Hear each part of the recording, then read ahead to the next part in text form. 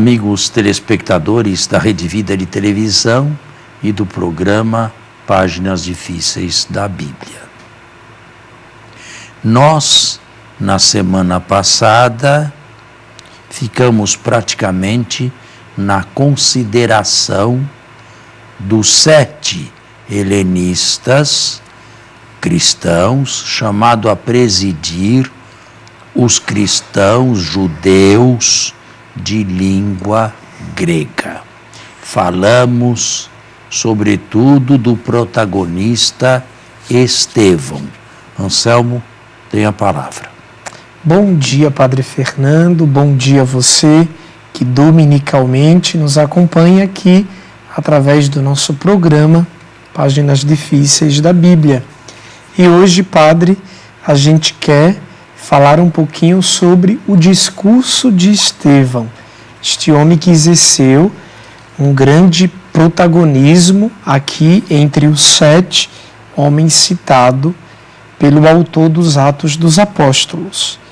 Padre, um discurso longo, longuíssimo, 60 versículos, tal como foi sistematizado aqui, que representa este discurso aqui para o livro dos Atos dos Apóstolos. O que falar sobre um discurso tão longo, talvez o maior da obra? Não, talvez não, com toda a segurança. O maior discurso que encontramos nos Atos, não colocado nem na boca de Pedro e nem na boca de Paulo, mas de Estevão, que é de segunda grandeza, não é? Através deste longo discurso, composto todo ele por Lucas. Estevão já tinha morrido há mais de 50 anos. Expõe Lucas uma espécie de teologia antitemplária ou antagônica ao Templo de Jerusalém, o que era defendido já nos anos 30 por essa ala cristã provinda da fala grega. O Altíssimo não habita em casas feitas por mãos humanas. No ano 68 ou 70, Marcos, o primeiro evangelista, vai dizer que na morte de Jesus, o véu do templo se rasgou de alto a baixo. Ele foi dessacralizado. E o autor da carta aos Hebreus afirma que enquanto o véu estava fixo, o Espírito Santo queria com isto demonstrar que o caminho do santuário, isto é, da presença de Deus, não estava ainda aberto. Havia ainda um choque, uma separação entre Deus e o povo, representada pelo o Santo dos Santos fechado com uma cortina. Deus não aparecia e o povo não podia chegar-se a ele. Com a morte de Jesus, o véu se rasgou, entendam isto teologicamente, não há mais separação, todos nós podemos entrar, não no Santo dos Santos, que não existe mais, era um cubículo deste mundo aqui, um quartinho, mas no verdadeiro Santo dos Santos, que é a presença de Deus, porque cada um de nós, atentem bem a isto, cada um de nós pode pedir pessoalmente audiência a Deus e será acolhido imediatamente e pode estar na presença de Deus o tempo que quiser. Podemos fazer isto com um grande deste mundo? Claro que não. Podemos fazer isto com o nosso presidente da República? Com algum membro da Suprema Corte? Claro que não. Mas com Deus, sim. Agora, quem transformou o trono tremendo da justiça, em trono da graça, foi a morte de Jesus, o seu sangue. Foi naquela hora que o templo se dessacralizou. E a ala progressista da igreja, a ala helenista, levava a sério essa dessacralização. A ala aramaica ainda usava o templo, ainda frequentava o templo, pelo menos durante a época em que esteve ainda em pé, até o ano, 40 anos depois, até o ano 70 da nossa era, quando ele foi definitivamente destruído pelos romanos. Padre, só para o nosso telespectador se entrosar um pouco mais com o texto, eu gostaria de lhe pedir permissão para ler estes versículos, que frisa bem o que o senhor falou. No capítulo 7, no versículo 46, depois do nosso autor falar, Lucas, sobre os grandes homens que passaram pela história da salvação. Fazer uma síntese grande da história sagrada. Ele chega até Davi e aí ele fala, no versículo 46 do capítulo 7, Davi encontrou graça diante de Deus e suplicou o favor de providenciar morada para a casa de Jacó. Foi Salomão, porém, que lhe construiu uma casa. Entretanto, o Altíssimo não habita em obras de mãos humanas, como diz o profeta. O céu é o meu trono e a terra o estrado de meus pés. Que casa me construireis, diz o Senhor, ou qual será o lugar do meu repouso? Não foi minha mão que fez tudo isto? Homens de dura cerviz, incircuncisos de coração e de ouvidos, vós sempre resistis ao Espírito Santo. Como foram vossos pais, assim também vós. A qual dos profetas vossos pais não perseguiram? Mataram os que prediziam a vinda do justo, de quem vós agora vos tornastes traidores e assassinos. Vós que recebestes a lei por intermédio de anjos e não aguardastes. Ouvindo isto, tremiam de raiva em seus corações e rangiam os dentes contra ele. E, como consequência de tudo isto, uma lapidação. Estevão, contrariamente a Jesus, não recebeu propriamente uma condenação do Sinédrio, uma condenação formal, digamos. Eu prefiro dizer que ele foi arrastado e linchado vivo por uma turba, por um grupo de pessoas judias e completamente distantes do cristianismo, que não suportavam as suas palavras e, sobretudo, a sua visão do templo. E como nós não temos nenhum conhecimento de uma outra pessoa que antes de Estevão tenha sido assassinada por causa de Jesus, nós chamamos Estevão protomártir, isto é, primeiro mártir. E a igreja celebra a festa de Santo Estevão no dia 26 de dezembro, um dia depois do Natal. E a liturgia é bonita e até lírica. O Salvador dos homens desceu à terra para que o primeiro soldado seu pudesse subir aos céus. Bem, eu acredito que do capítulo 7º nós tenhamos já falado o mais importante, não é?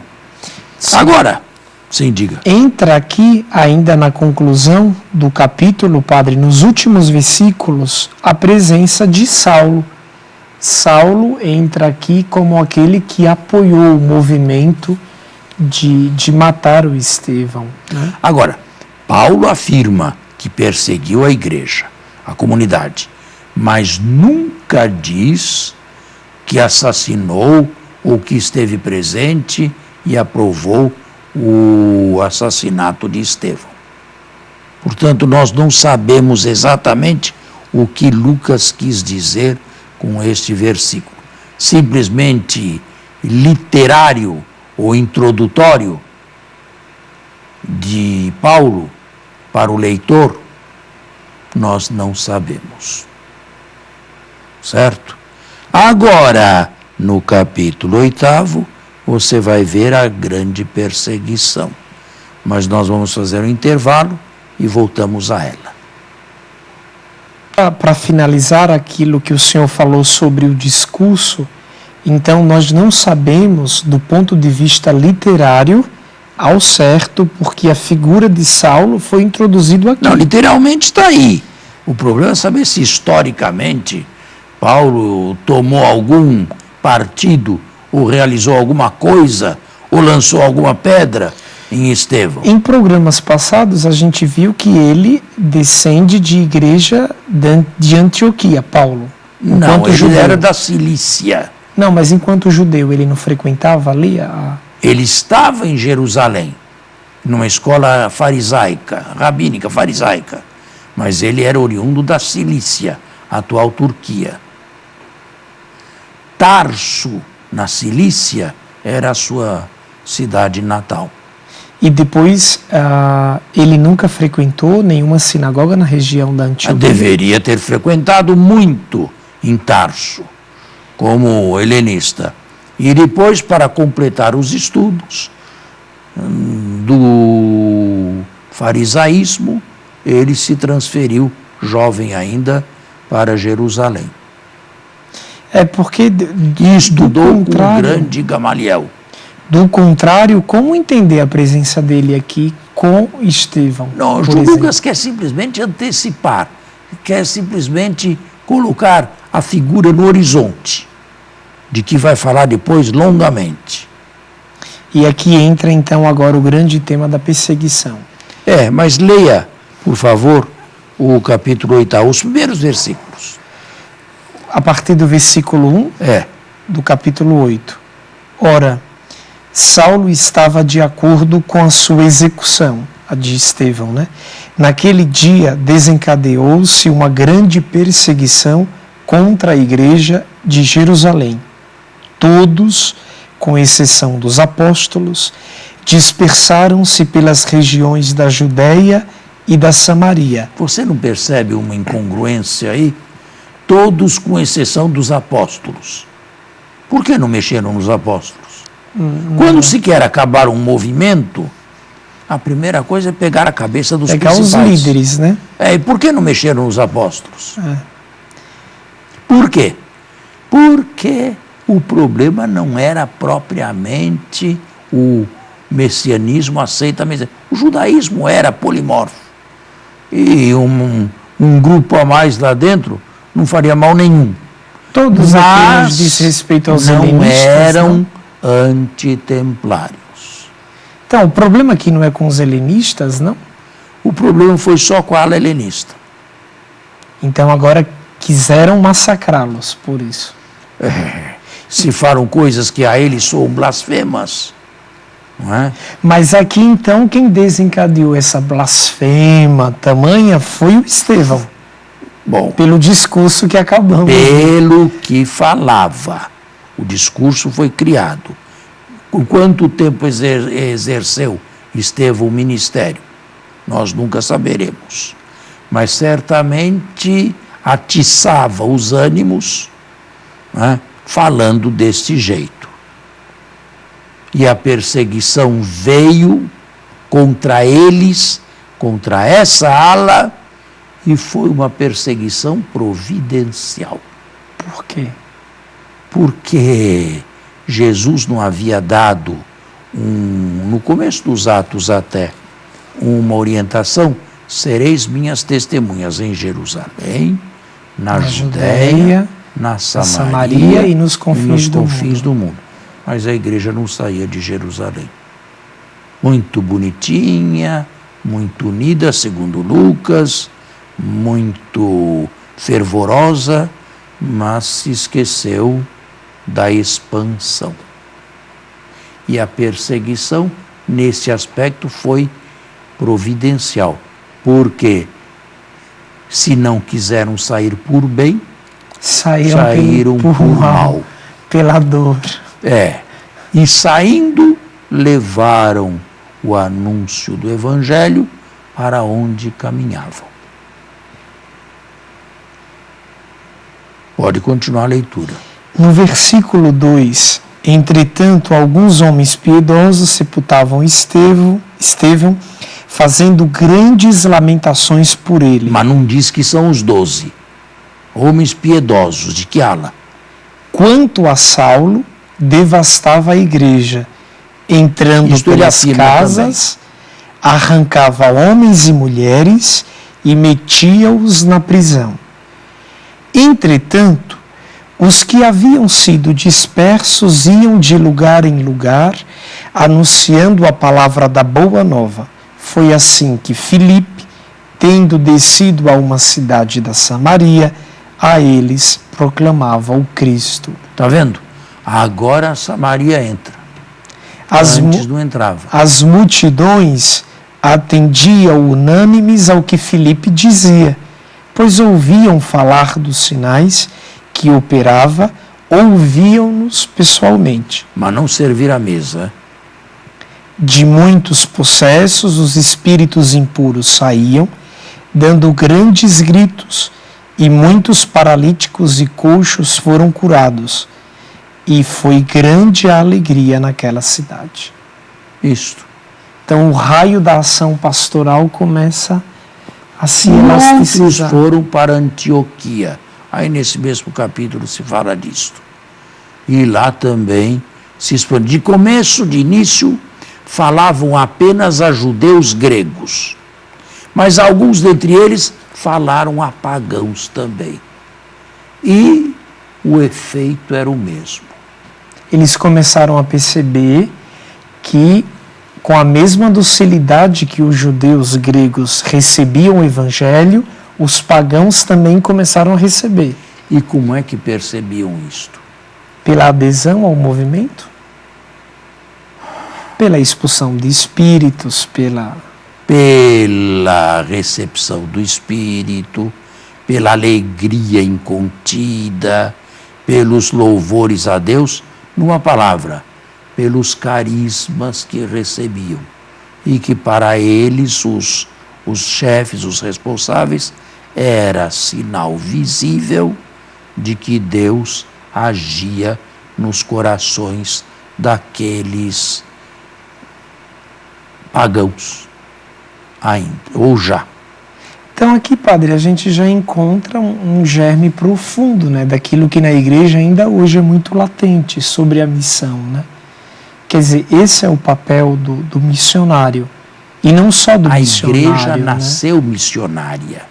Lucas, nós já vimos isto na narração do Pentecostes, diz que havia gente de todas as línguas em Jerusalém.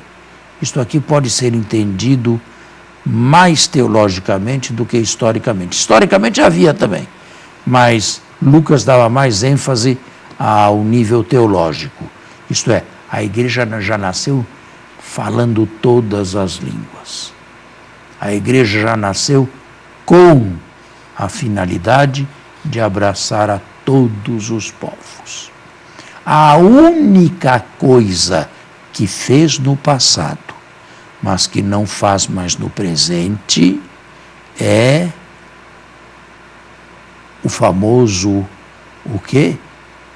O apologismo, ou então as conversões sob ameaça.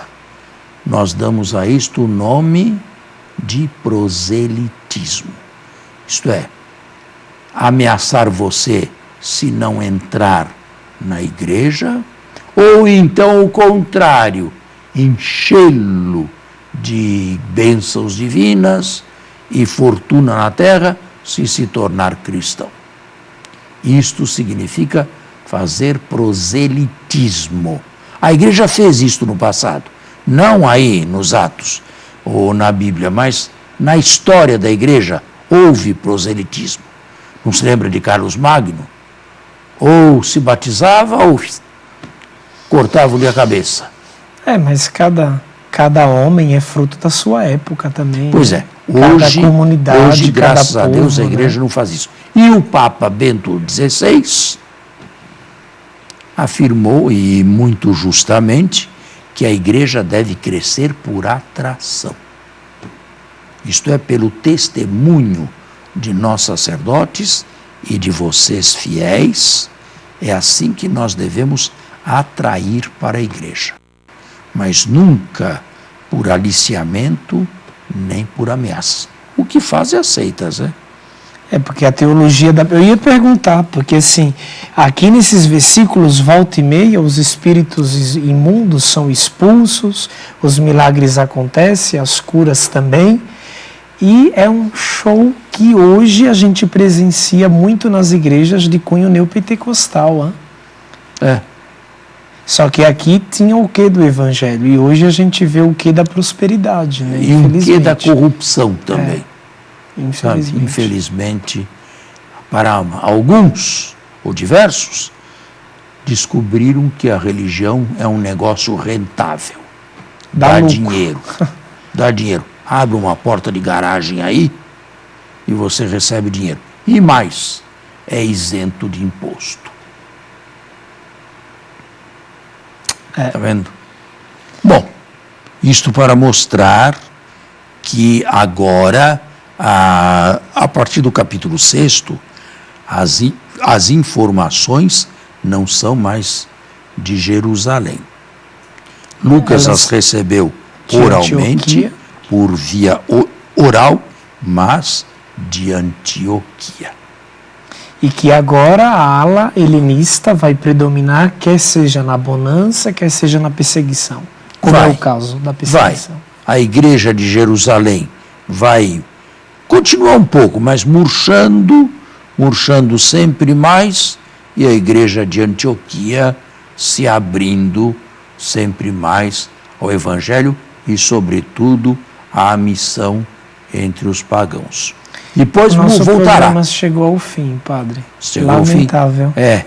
Então temos que nos despedir e, mais uma vez, com o nosso agradecimento, o propósito de estarmos juntos no domingo que vem. Assim é o nosso programa, Páginas Difíceis da Bíblia. Muito obrigado a você que todo domingo nos acompanha aqui pela Rede Vida.